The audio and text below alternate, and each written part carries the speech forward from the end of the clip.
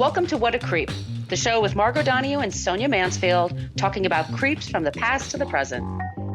This is your quick guide to the biggest creeps, jerks, assholes, and losers, the best of the worst. From two nice ladies who want the world to be a little less creepy.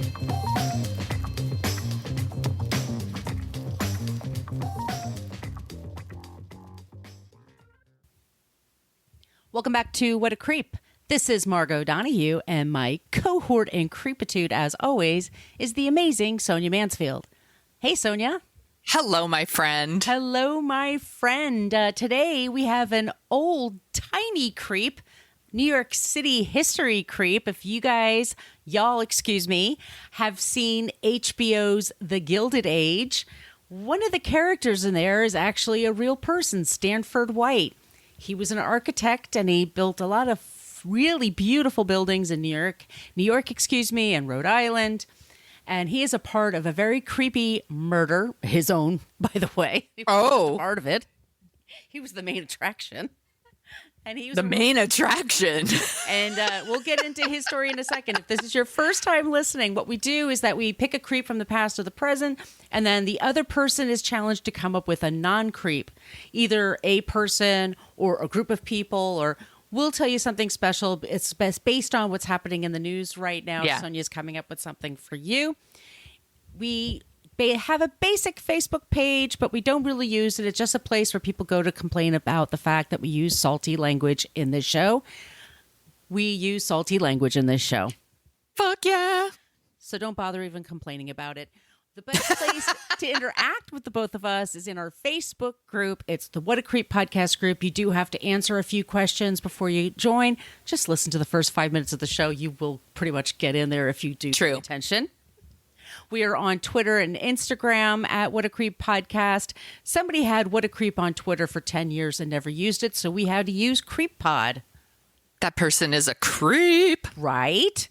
And we also have an old-timey email, whatacreeppodcast@gmail.com. And Sonia, do you want to talk about our fabulous website? I love talking about the website. It's my favorite thing. You can go to whatacreeppodcast.com and it's everything you ever wanted to know about our podcast, but we're afraid to ask. It has links to all of our episodes, including our show notes, which include our sources, because we source every single episode. We are not making this stuff up.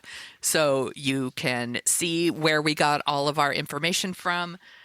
We also pay for a lot of those sources. So we're trying to support the people that do the good work, the dirty work, you will, yes. The dirty work for us. So go check that out. There's also a link to our merch shop where you could get t-shirts and face masks and journals and tote bags.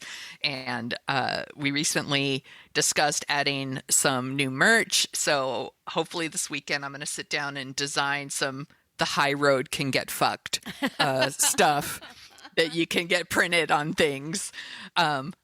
I would like that on a t-shirt. So I'm going to do it. I'm doing it for me. Y'all can do it too. The holidays are coming up. Buy your The High Road Can Get Fucked merch for the friend in your life. And there's also a link to our Patreon page. You want to tell people about that, Margot? Yes, go to Patreon. It's a place where you can go to help support the show. I want to thank Anime Match, Laura, Jennifer, and Joanne, all for joining this past week. We really appreciate it. It just goes help to run, like we said, to get those news sources and also to help pay for the hosting costs and things like that. And you get the first four seasons of the show there. You get 2 bonus episodes a month, and you also get a newsletter that Sonia comes up with every month. And she is wicked clever, so you want to be a part of it just for that. My God. Thank you. You're a nice person. I try. You succeed. If money is tight, though, and we totally understand that, if you could just leave us a review, a few stars, whatever, wherever you get your podcast. And I just want to thank, I've got a couple of people on my sheet, Sonia, that left reviews on iTunes. One of them is Griffey. And Thanks, Griffey. And Heather Leigh Nelson. Thank you so much for leaving us 5 stars. We really, really appreciate it. It gives us the happies. It does, and it offsets the 1 stars from people who are like, that really hits me in my feels. Why do you hate conservatives and white people? Like, what? What a... Right, You Max? hate white people, 1 star. Would not recommend. Are we ready to talk about our creep, Sonia? I'm super ready. I know nothing about this. Nothing. The Murder of Stanford White. Did you watch HBO's The Gilded Age, or is that on your I have list? not. It is on my list. My never-ending watch list. He was not like a huge character the first season. I am Okay. very curious to find out what's going on, because the show right now, the first season, was in the 1880s. So it's when he's like, I would think in his 20s or so, that when he's Okay. like first, like, taking off in New York. But here we go. Architect Stanford White was one of New York's most venerated architects who built the second Madison Square Garden. There's been 3 or 4. Oh. They keep tearing them down and putting up something uglier. I don't know why. It's a real fucking Cool. bummer. All right. And the Washington Square Arch. That's the place where when Harry met Sally, when they first Yeah. came to New York, that's where they meet each other. Yes. That still stands today. In public, he was a bon vivant who moved with old school wealthy and the nouveau riche. He was also a creep who participated in the sexual assault of several young women as part of a group of entitled men in New York's high society. Well, I'm glad that doesn't happen anymore. Oh, right. Everything old is new again, y'all. This is going to be weird. Somehow, a creep, Harry Thaw, killed Stanford White. By the way, spoilers, we're just going to jump right in with it. He killed him on June 25th, 1906, because Stanford assaulted Harry's wife, Evelyn Nesbit, who we're going to be talking about. At the time, Nesbit was 16, or she was 15, or she was 14. We'll get to her in a second, but she was very young when she had met him. The trials of Harry Thaw caught the nation's interest and are part of New York City lore. It's also, did you ever see the movie Ragtime? It's a Milos Forman movie, early America. I'd say it's like 1981. I have not seen it. It's interesting. I was just watching Okay. it the other night. They have Norman Mailer playing Stanford White, who is one of our past creeps. Yes. This story has been told in different ways. They Okay. don't tell it exceptionally well in this movie, but in that movie, Ragtime. But it's interesting. And there's also The Girl on the Velvet Swing. It's like a Joan Collins movie that's not very good. The Red Velvet Swing. Not very good. Okay. A Velvet Swing. Like Pam and Tommy Lee supposedly had a swing in their place. That Yeah, for very wholesome activities. Very, very. We don't shame here, by the way. Whatever you want to do. Correct. Yeah, man. If that's how you want to swing, do it. Consenting adults, etc. Yes. The trials of Harry Thaw caught the nation's interest and are part of New York City lore. In this episode, we will discuss the major players and what happened to Evelyn after she outlived the creeps. She did outlive them, thankfully. Trigger warnings, sexual assault and abuse. The sources for this episode, Wikipedia for Stanford White. I'm sorry, my Siri was going crazy. Oh, that's fine. Avenue Magazine, Town and Country Magazine, FamousTrials.com, PBS American Experience, New York Times Archives, House Beautiful, and the book The Girl on the Velvet Swing by Simon Batts. Alrighty, so let's start with Evelyn Nesbit. She was born December 25th. She's a Christmas baby, either 1884, 1885, or 1886. No one is quite sure because her mother might have fudged the timeline. Here's the deal. She was born near Pittsburgh and her father had died when she was 10. And when she and her mother was broke after her father died. Mm-hmm. And men noticed Evelyn her name is Florence Evelyn Nesbit, by the way. Okay. So people noticed Florence when she was young, Flo. And, like the ads on TV, Flo. Yes. With John Hamm, those commercials are amazing. So Flo is a teenager, and I said that she's like the first Marilyn Monroe or sex symbol. I think she's more like the first Brooke Shields. She's a teenage model. Yeah. Okay. Like preternaturally beautiful. Like it's in almost like a creepy way because she's just so beautiful. And I put some pictures of her in the Facebook group, and I posted on her Instagram. And you can just type in Evelyn Nesbit images. Just type that in. She is astonishingly beautiful. And she was noticed by men, even out in Pittsburgh. And there's some rich dudes out there. There's Carnegies and stuff like that. And they noticed how pretty she was and said, you should go to New York and be a model, be an artist model. And there's this new thing called photography and advertising and magazines, and they have cover models, and you should look into doing that. She's gorgeous. I'm looking at her right now. I mean, I'm trying to think of not Razor's Edge, Cutting Edge. Who am I thinking of? The actress from... Oh, Moira Kelly. She kind of reminds me of her. Yeah. I totally see that. Yeah. It's like they say in my family, she's an Irish rose. Like she's just a really, she's pale skin, dark hair, light eyes. I mean, she's a beauty. And she became one of the most in-demand models in New York City as soon as she got there. And her mother fudged her age to be 16 so that she could work more. And this happens in Hollywood to this day. Parents do Correct. That. Or kids become independent so they can work 12 hours a day. Yeah. That's a whole other... don't do that. Don't do that, kids. I mean, it's just like...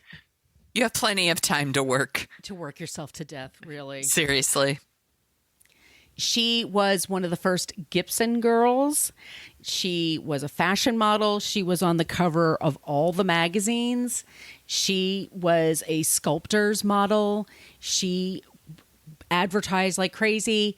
She didn't make a lot of money at it, but she was always busy. She was always working. So let's go into Stanford White. And Stanford White is the architect I was just talking about before. He was born New York City, 1853, and he became this architectural phenom. And he did all these Beaux-Arts. Like, you and I aren't actually architecture people, but he's like design freaks. But he's like revered. I mean, he had just all of these gorgeous over-the-top homes. He came from a very modest background, but he interned with the right people, and he's a white man and a good talker. And God, why do you hate white men so much? I know, right? 1 star. He didn't go to like a fancy college to study what he did. He managed to get internships and study with people. And he happened to be an artist. Like, he had that talent within him. He also had the gift of fucking gab. The guy could just talk to anybody about anything. And that's a talent. That is. That's a talent. That is a talent. And that's something, he did, and he did that very, very well. He married Bessie. They had a house in Long Island, and back then Long Island was just all mansions, and he had a life in New York. And he worked for McKim, Mead, and White, and as I said before, had lots of beautiful designs, was a part of the American Renaissance in the 1880s. This is when the Gilded Age is starting to take place. He's becoming the guy. And especially, he worked really well, high and low. He worked with the nouveau riche, the newly rich people and the high society people. And if you watch that show, you would see like the Carnegie Mellons and Rockefellers are like, ugh, who are these new people with their money? And he was like, I don't care, money's money. But he knew how to talk between them in order to get the gigs and get invited to the parties. And we have that now, by the way, here in San Francisco. There's definitely, in the Bay Area, I should say, with Silicon Valley. So there's like San Francisco old money. Yes. And there's like new tech money. And we have it in the Hamptons in New York. Yeah. And when I was growing up, we had cousins on my other side of my family, but they had homes in the Hamptons.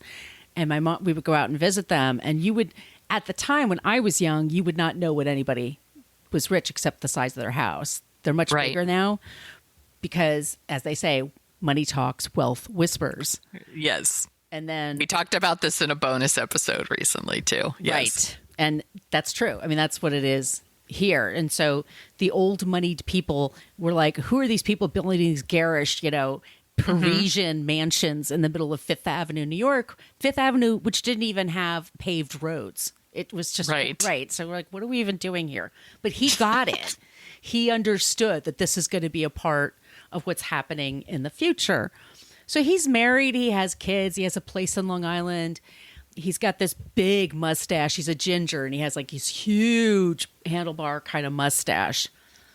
On top of all that, Stanford is in a group of men, with a group of men. They're out of the Union Club in New York. He belonged to all the clubs in New York that didn't take in Jewish people or black people or anything like that, by the way.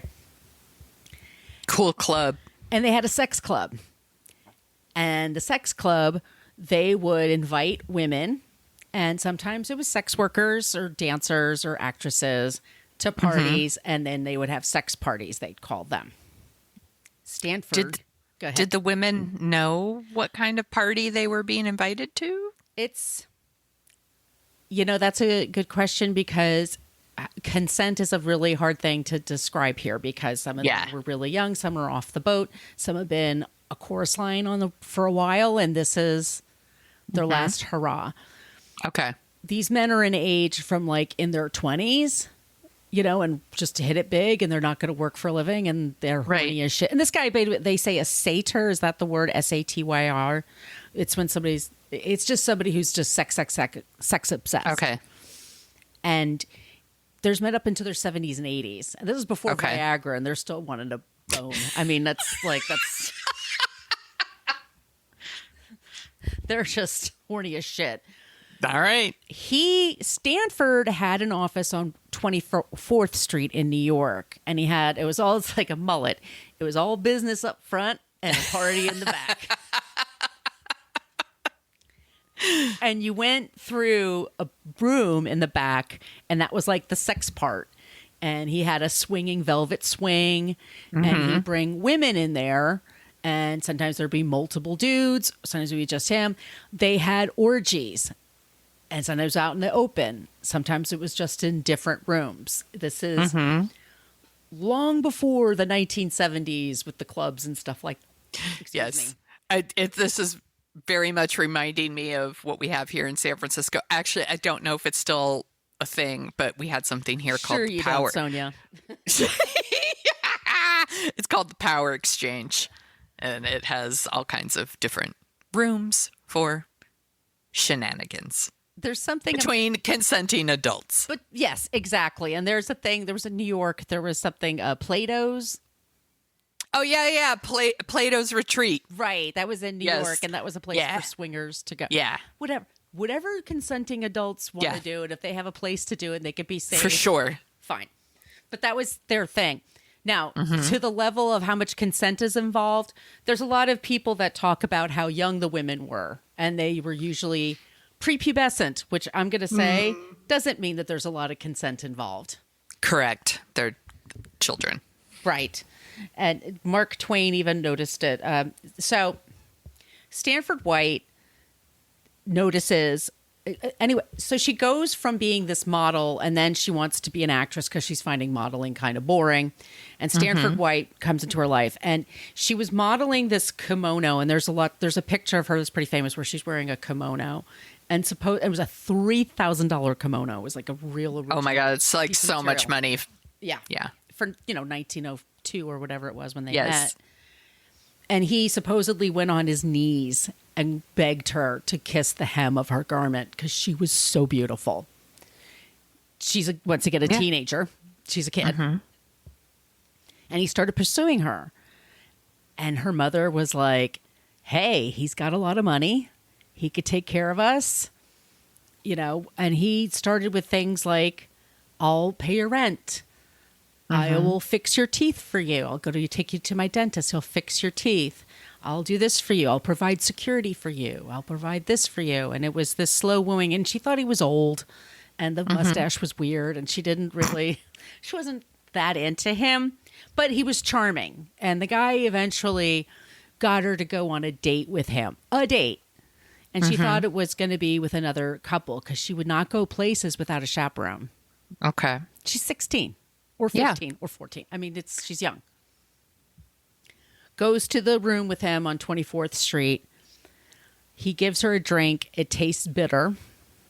And she wakes up, and she's naked, and she has bloody legs. And he looks at her and says, never mind, kitten. You belong to me now. So fucked up. And she's looking at her and she's crying because this is her. Yeah. She was a virgin. She never had sex before. Yeah. She was waiting because she was really hoping to marry somebody with some money. And she didn't care if it was nouveau or old money. She just, Right. she wanted to meet someone respectable. Yeah. And women's options were your choices were so limited back then. And you needed men to take care of you and be secure. It wasn't until the 70s that women could even open their own bank accounts and have credit cards. Right. We're talking about 1970s, by the way. I'm not even talking 1870s. So options were so limited, and something like what happened to her, even though it's not her fault, could ruin her. And it's fucked up. And she'd seen what happened to her mother. Her mother lost her husband, and then she was destitute, and she had to move to New York, and they were scraping by. So, she did want to meet somebody that could take care of her. And she's like, well, I've got my youth and my good looks and my virtue. This is what I have to bring. What a fucking asshole. Yeah, he's a real asshole. And so they start dating. She consensually dates him because she's now she feels like she has to. Right. And he has a family out on Long Island. Everybody knows about it. Nobody bats an eye. And she dates him for a couple of years, and then he's not going to leave. It's the thing. He's not going to leave the wife. She's always going to be just like a little plaything to him. Mm-hmm. So she eventually just breaks it off. And he's actually okay with it because at a certain point, he's like, all right, well, fun was fun, but... And then this is when she meets Harry Thaw. I think I wrote Henry someplace else, but it's Harry Thaw. And he was born February 12th, 1871, Allegheny City, Pennsylvania. He's from Old Money out near Pittsburgh. I think that's where Joe Montana's from. And he is this kook of a guy who's from a big, rich family. He notices... Margot, I believe the term is eccentric when you're rich. When you're rich, he's just eccentric. He's eccentric. He goes to school and then gets kicked. He's one of those. He goes to school, he gets kicked out. His family just takes care of him. And he sees Evelyn in a play. And he's so fucking in love with her, on sight, like a lot of men were. Yes. That he went up to her and said, my name is Mr. Monroe. So he gave her a total false name. And he went to see her play 40 times before she would accept a date with him. Okay, well, maybe that is love, because I don't want to see a play 40 times. Yeah. Nope. Would. Boring. They go out, and eventually he says, you know what? Let's take a trip through Europe, and we'll bring your mother with us as a chaperone. And everything had been with a chaperone. Everything had been on the up and up. And she doesn't know him any better. And her mom's like, yeah, let's go to Europe. When are we going to get somebody to take us? This is a chance. And maybe you'll get engaged. He's single. Let's do it. Really single as opposed to fuckface. They go to Europe and they're traveling around. And every once in a while, Stanford White's name shows up in the society papers, or she reads about him and she gets kind of a, reaction to him. And he's like, have you ever had a boyfriend before? Have you ever been with somebody before? Because she wasn't having sex with him. Mm-hmm. And then one day, she basically confesses to him what happened between her and Stanford White and why she... and that she had a relationship with him, but that Stanford White, Stanny, why they broke up, but it started, and then she dated him because he ruined her and she didn't know what to do. I'm sorry, he didn't. She felt she probably felt that way. Yes. Yeah. Sorry, I'm talking in the parlance of the time. She felt like that. Anyway, so Harry goes into a rage. And he takes out his walking stick and he starts beating her with it. And he beats her and rapes her and traps her in the hotel room for the next couple of weeks. Oh my God. And what about her mother? And her mother eventually just is sent back home to America. Oh my God. And then he hires a bodyguard to be their chaperone, but then after that she has to travel with him. Right. So she travels with him for a few months. Jesus, this poor woman. Yeah. And they end by getting married in 1905. Like he brings her back and she marries this guy. And she's through trauma on top of trauma. Like this person. This poor woman men just want to possess her, and then they treat her so shitty. This poor woman. I feel so bad for her. This is awful. Yeah. He marries her. They're out by Pittsburgh, and she's living in Pittsburgh for a year with him, and it's miserable. His family treats her like shit. Like she's just poor trash, and that he could have done so much better. And sure, she's pretty, but so what? And that kind of thing. And she eventually convinces him, like, let's go to New York for a trip. I got to get out of here. Let's get out of here. And he says, fine. And they go to New York in the summertime. And one day they're at a bar and they see Stanford White. And she goes, oh my God, it's Stanford White. And he's like, that's okay. That's all right. You know, whatever. Mm-hmm. And then a couple of days later, they're going to Madison Square Garden to see a show. This is Stanford's place. This is this building, and he was treated like a king there. And at the time, they had a garden roof kind of place where they put on shows, and the rich people would go and see these shows. And he would have a table all to himself, and all these people would come over. So the Thaws are there, Harry and Evelyn, and then there's Stanford at a table with some people. And Harry, they're doing the show, and then in the middle of a really loud number, and the girls are on stage dancing and shit like that, Harry comes over and he shoots him right in the head with no word 3 times, right up close to his temple. Damn. Kills him right away. And in front of everybody, and then he just holds his hand up to the ceiling like, I'm not going to shoot any of you. And the director was yelling at the dancers, get back on stage, get back on stage. And they're like, fuck you. Like, no, we're hiding. No. We're terrified. Like, no. Wow. Harry gets picked up by the cops and they take him downtown and they said, did you do it? He goes, yep, I did it because he ruined my wife's honor and I would do it again. I had to do it. It was, I'm a man. This man hurt my wife. I had to do it. Damn. Yeah. So he is sent, he's the DA, they goes to the grand jury and the DA is going to set a trial. And then it's decided that Evelyn is going to go on the stand and talk about the abuse that she had through Stanford White. And she has to give all the dirty details, which is really upsetting. Hard. Hard. And they're going to say it was temporary insanity. Like he just had a moment where he just saw him and went, oh my God, and then just went over and shot him. Yes.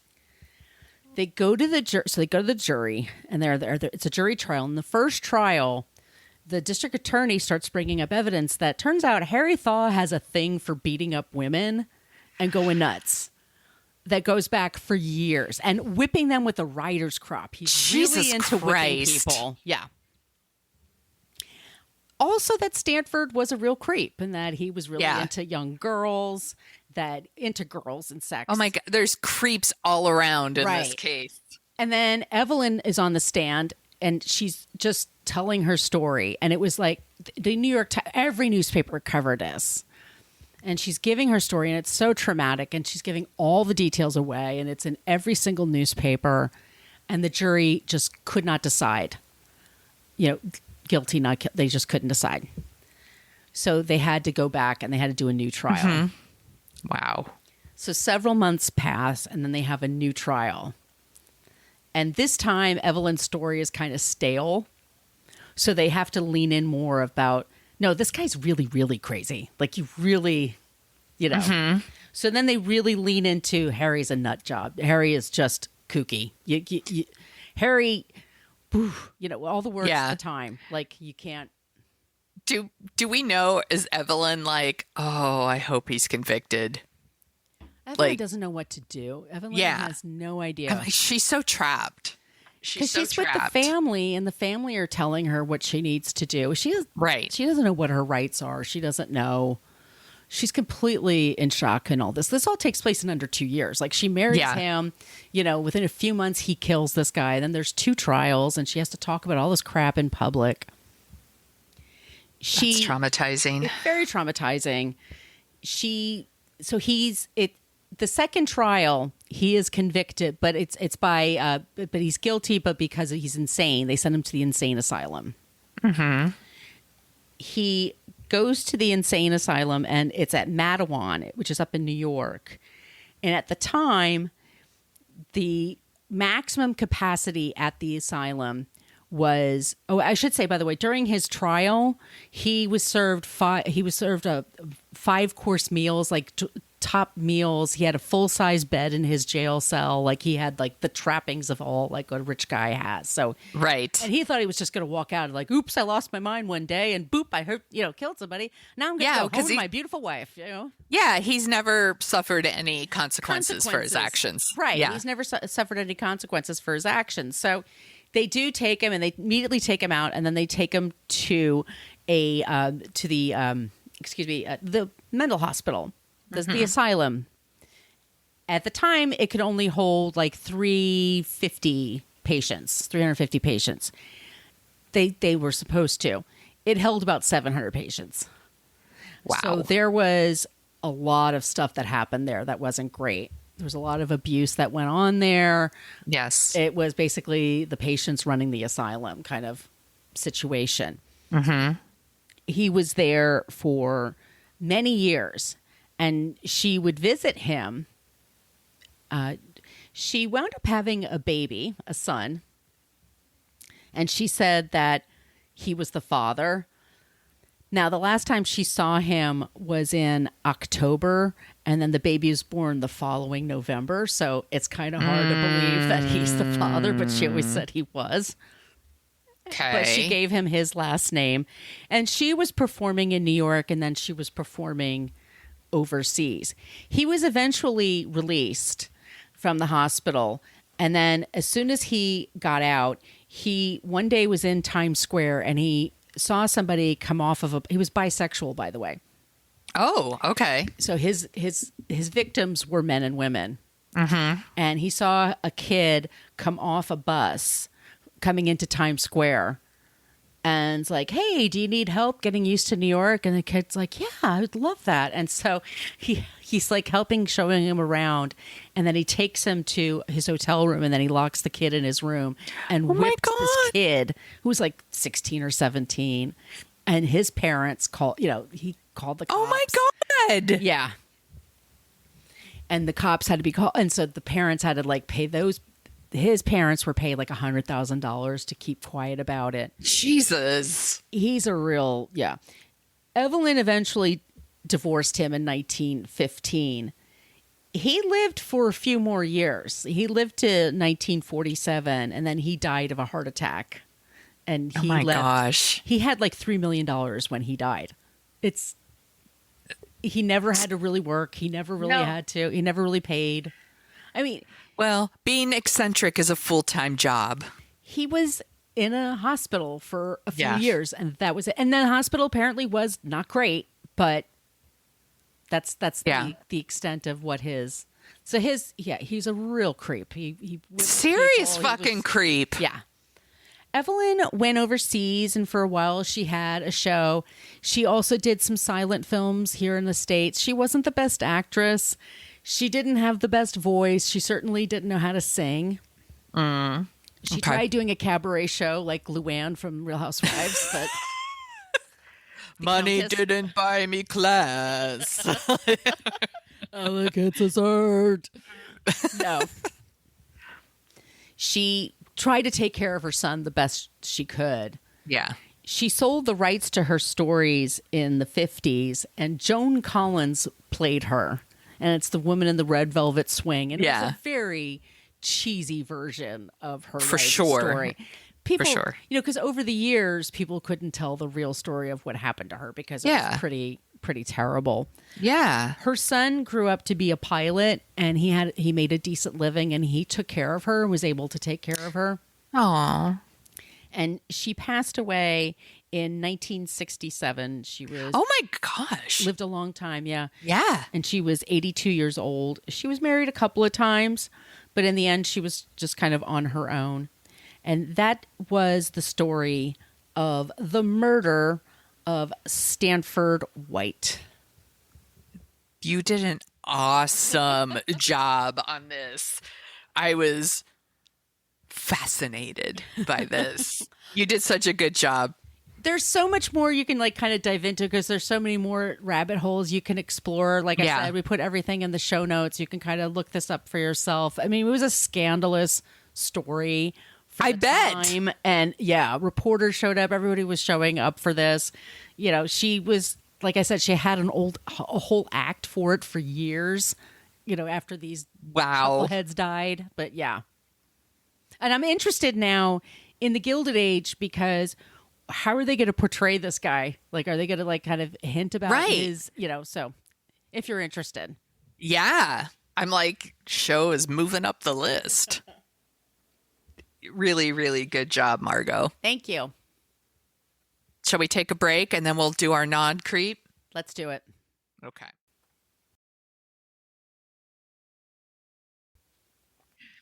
So I put together a different kind of non-creep for us this week. We've done stuff like this before, but one of the strongest hurricanes ever hit the United States this week and Cuba.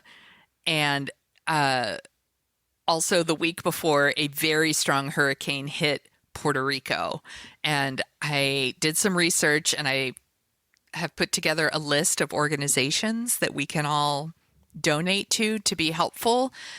I also want to mention that there are a lot of scams going on to people trying to cash in on this. It's fucked up. Like, I know we're doing non-creep right now, but there are creepy people out there who set up like fake, like GoFundMes and fake nonprofits and promote them on social media to try to like make money during stuff like this. So when you are looking to donate to organizations, like really go to the website and look to see if they have like a track record of actually delivering on the things that they're saying they're delivering on.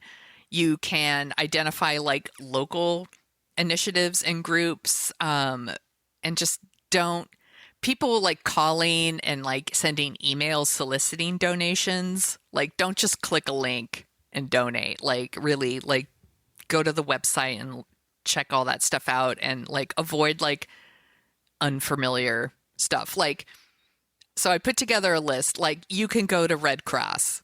Like, the Red Cross is a legit thing and they're everywhere. So that's a good one. But here's a couple of other ones that I thought maybe people would be interested in because, and I want to mention this, like, Florida is still in the thick of it. Florida has a governor and senators who suck ass. And like, if you can donate to like local groups, that will really help them because their politicians suck and Florida deserves better. And I hope they vote these fucking creeps out. And then we shouldn't forget about Puerto Rico, which was just hit a week before. Like, all of Puerto Rico lost power. I think power is still out for like 20% of Puerto Rico. Like, they don't have power. Even the hospitals are using like backup generators, you know, so there's just a couple of places. So Red Cross is always a great one. There is an organization called Caring for Others, and it's actually based in Atlanta, and they are creating a caring convoy. So you can donate to them. We're going to have links in our show notes to all of this. And they're going to like drive it into Florida. So that's a good one to do. There's one called AmeriCares, and they do medical support, and they're actually going in today as we're recording to Florida, and they're working with 148 local clinics and healthcare centers in Florida. They're asking for donations. So we'll have a link to that. There is one called Global Giving, and they do food and emergency supplies, and they're doing Cuba and Florida. So if you're looking to spread the wealth, so to speak. Roots of Hope is a nonprofit Cuban organization. They are collecting donations. And here's a really great one. This is this is the one I'm going to be donating to. It's called Convoy of Hope, and they are providing relief supplies to Florida and Puerto Rico. So if you're looking to help both with like one big donation or something, you could do that. I want to point out two more. There's an organization called Animal Lighthouse Rescue, and they have a sister location in Puerto Rico, and they help animals, obviously, and obviously soft spot. Like, these organizations are often overlooked during times because of course we want to help people. Like, I get it, but like, if we can help pets too, a lot of pets get separated from their people. They show up at a lot of these animal shelters and they just get swamped with animals. And, you know, if you can help, you can go to Animal Lighthouse Rescue. They're trying to help the ones in Puerto Rico. You know, everyone, my Maxie is from Puerto Rico, just saying. Max was a rescue from Puerto Rico. Aww. So I guess that's a little soft spot. There's also one called Project Hope, and that is helping emergency responders in Puerto Rico and the Dominican Republic. So we're going to have a link to that one as well. So there's plenty here. There's another one called the Puerto Rican Civic Club, and they're here in San Jose, California, Margot's old stomping ground. Yep. And they are raising funds for solar lights and gas generators, and then they're going to be making a trek down to Puerto Rico to deliver that. So that's a good one too. So if you can spare a couple bucks to help these organizations, you know, definitely do it. If you can't, like, maybe share them on your channels and help other people find them so that they can donate. It's just like, anybody, if we could just help each other out during this time. You feel so helpless when you see these things, especially for sure. Like Fort Myers was just like wiped out. I mean, when you just watch that, you just feel like, what can I do? It seems so overwhelming. So thank you, Sonia. It's super overwhelming. And there's just like, if you can even do just a teeny little thing, if everybody does like a little bit, it helps. Yeah, it does. So, yeah. So I'll have the list in our show notes. Excellent. Alrighty then, that is the show today. Once again, our email is whatacreeppodcast@gmail.com if you have suggestions for creeps or non-creeps, or if you would like to get some stickers. Wherever you are in the world, we'll send you stickers. We've been doing that lately to other people around the world. That's been super fun. Also, we love it when you use the Annie Potts gift from Ghostbusters. We got one for your ideas if you want to use social media to reach out to us. Sonia, where can they find you? You can find me at thesoniashow.com and The Sonia Show on Twitter and Instagram and TikTok. And if you like the sound of our voices, we also co-host a podcast called Dorking Out, where we talk about movies. And we are like days away from October, which is Scary Movie Month. Which is celebrated at F This Movie. So we're going to be doing scary movies for October, and we're going to do John Carpenter's Christine next.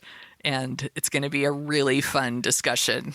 I like this movie, and there's stuff about it that's real funny. I can't wait to talk about this with you. And it was one of my mom's favorite movies, so it's going to be a fun rewatch for me. Yeah. And Margot loves Stephen King. I'm a big Stephen King geek. You could find me at Brooklyn Fitchick, for Twitter and Instagram. My site is brooklynfitchick.com. I am on TikTok at Margot Donahue. Once again, thank you all for listening. Check out HBO's The Gilded Age. It's an awesome show. Stay safe and don't be a creep. Creep! Thank you for listening to us talk about creeps. You can follow us at What a Creep Podcast on Facebook, Twitter, and Instagram. But don't follow us too closely. You can email us your creepy stories at whatacreeppodcast@gmail.com. But please keep your dick pics to yourself.